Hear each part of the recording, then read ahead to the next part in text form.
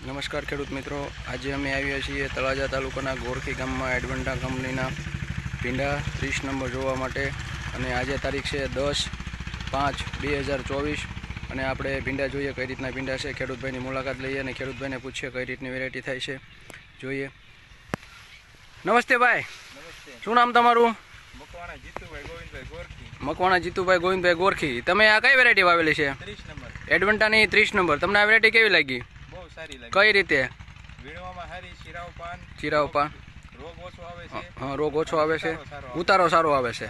અને તમે આ કેટલી વીણી લીધી અત્યાર સુધીમાં? આ 7મી વીણી. 7મી વીણી છે. સરસ સરસ. અને વેચ ઉતરે છે. કેટલો?